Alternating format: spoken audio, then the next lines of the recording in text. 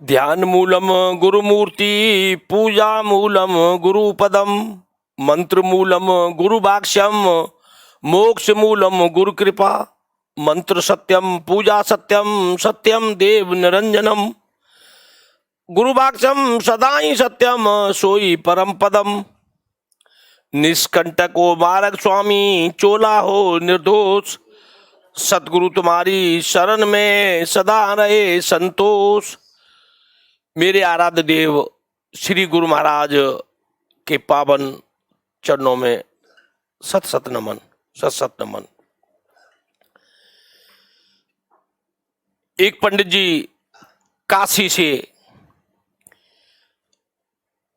भागवत वगैरह का सारा ज्ञान लेके अपने गांव को प्रस्थान किया उन्होंने। तो रेल में बैठ गए।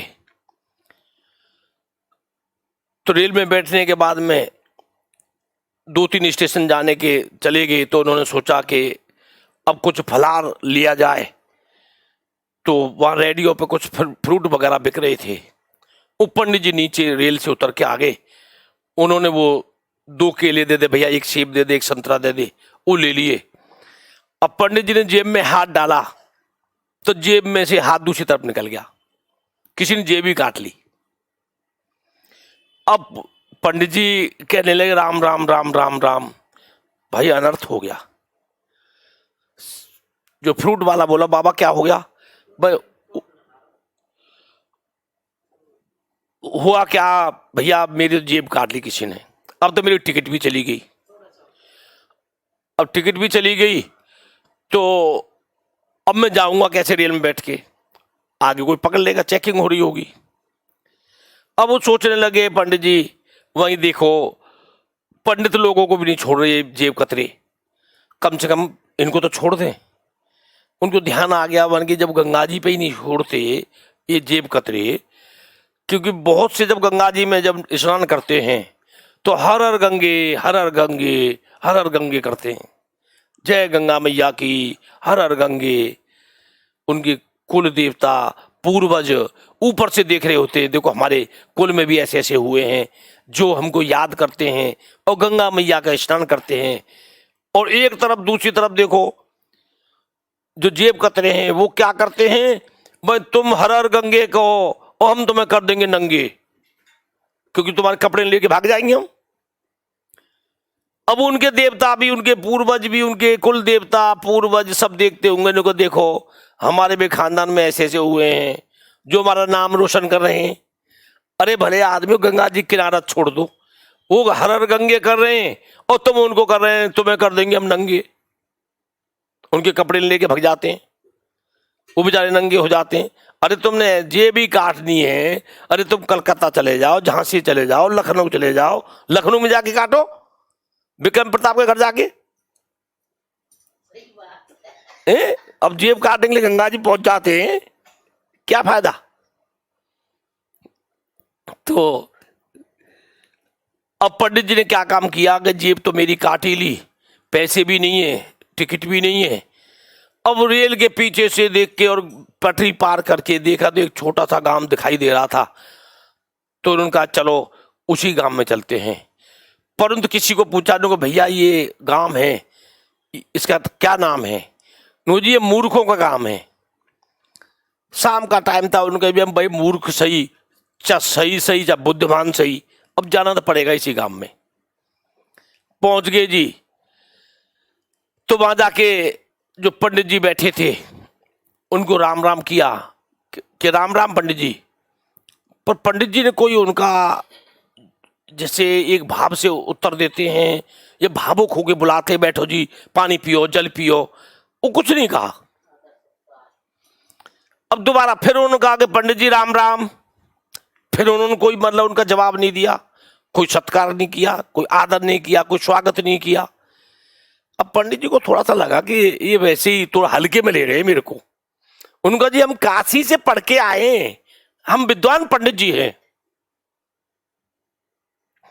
अब वो कहने लगे तुम काशी से आए हो तो कलकत्ता से आए तो हम क्या करते, हम क्या करें फिर, कलकत्ता से आए हो काशी से आए हो। अब वो सोचने लगा ये तो बड़े पागल ही पंडित जी हैं, ये तो मूर्खों को, वाकई मूर्खों का काम है। फिर कहा ऐसा है पंडित जी, हम भागवत करते हैं। भागवत करते हैं? हमने तो पहली बार ही सुना भागवत का नाम।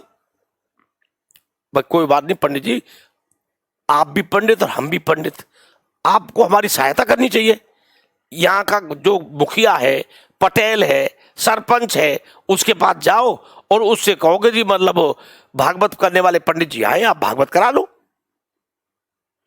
नहीं तुम जाओ जाओ जाओ, यहाँ कोई भागवत नहीं जानता और ना भागवत कोई करवाता। पटेल ऐसा नहीं है हमारा, पटेल भागवत नहीं कराता, पटेल बहुत ऊंचे दिमाग का है। भाई पंडित जी आप जाओ तो सही, एक बार कहो उनको। चलो तुम कहते हो जाते हैं, हम बैठो यहीं। पंडित जी गए जी, तो पटेल जो पत्थर की शिलासी होती है उसमें बैठ के फैसला सुना रहा जी। गांव वाले 5-7 बैठे थे, तो पंडित जी को जाके, पटेल जी को जाके बोला पंडित जी ने कि पटेल साहब ये कोई काशी से बोलते, काशी से हम आए पंडित हैं और भागवत का कोई नाम ले रहे हैं वो कि भागवत करते हैं। तो पटेल जी बोले हम तो इतने बड़े हो गए, 60 साल उम्र होगी हमारी, हमने भागवत का नाम ही पहली बार सुन रहे हैं, तो वो कैसी भागवत है, हमने नहीं देखनी भागवत।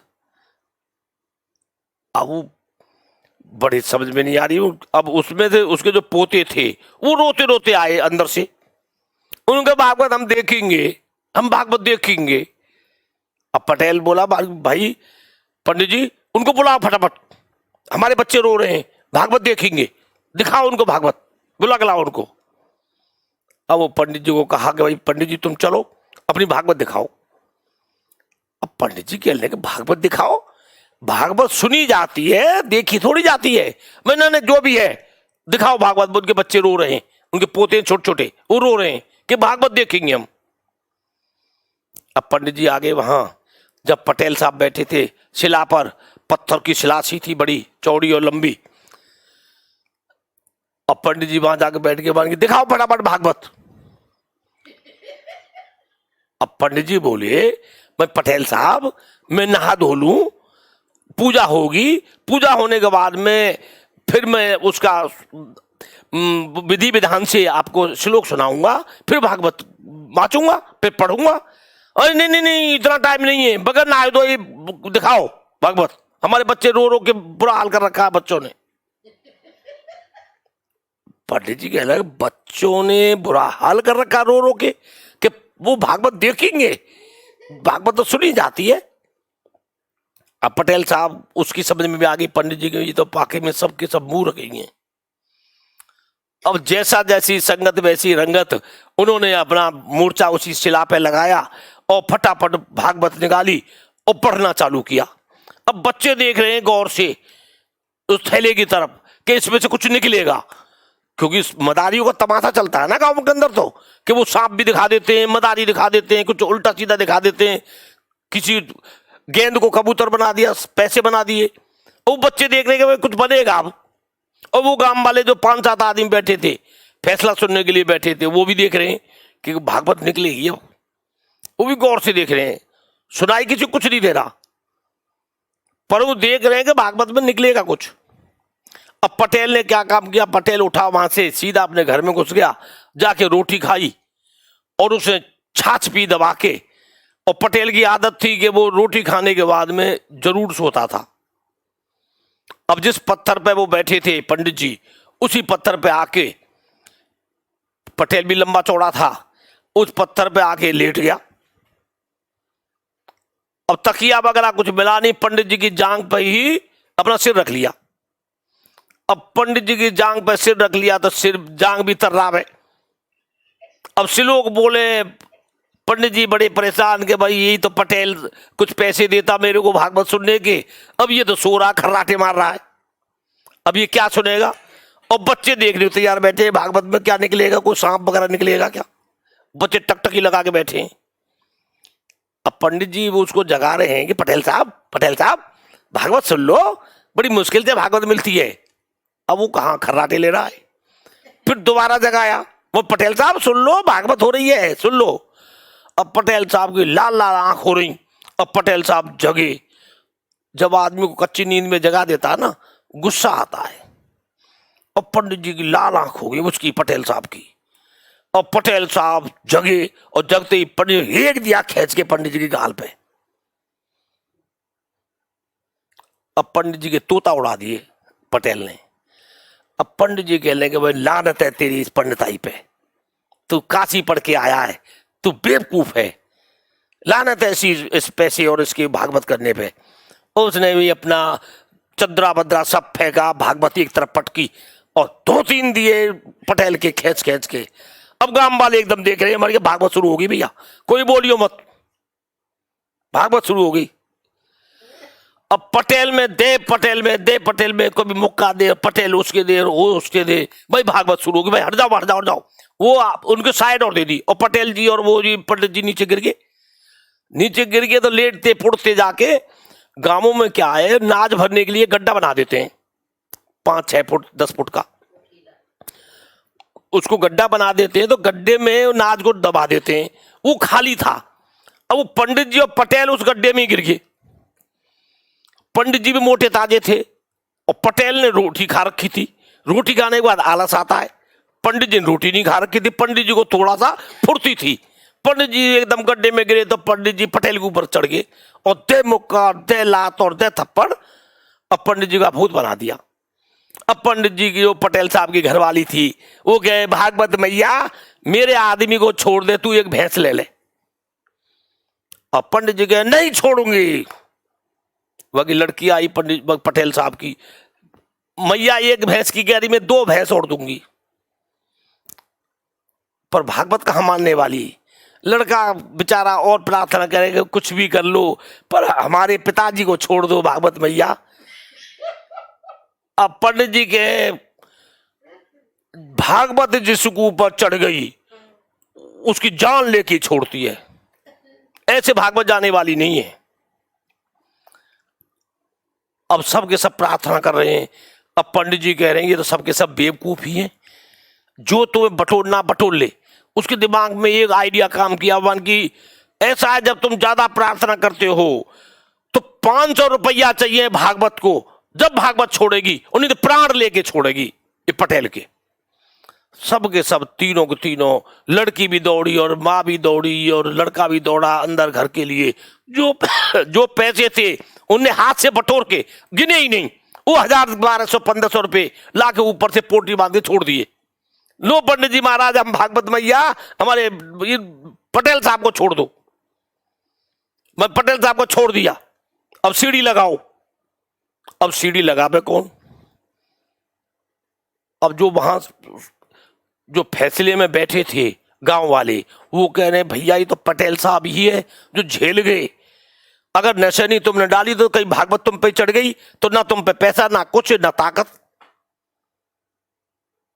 अब जैसे तैसे एक सीढ़ी लाया और सीढ़ी लाने के बाद छोड़ी और छोड़ने के बाद पेड़ पे चढ़ गए कि भागवत भैया के ऊपर ना आ जा मारे।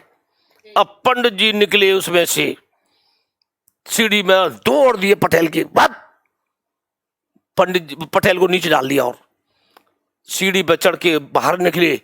अपनी भागवत की पोथी थी उसको फटाफट लिया और पंडित जी ने सोचा भाग ले नहीं तो ये मूर्खों का काम है, तेरे को पकड़ लेंगे दोबारा। अब पंडित जी जा रहे हैं हिलते हिलते, गांव वाले देख रहे हैं भाई भागवत जा तो रही है पर हिलती हिलती जा रही है। अब पटेल साहब निकाले जी उस कुआं के अंदर से जो उसमें गड्ढा था, तो वो कह रहे गांव वाले वाह अरे पटेल कमाल कर दिया, कम से कम नाम रोशन कर दिया पूर्वजों का, भागवत तो करा ली।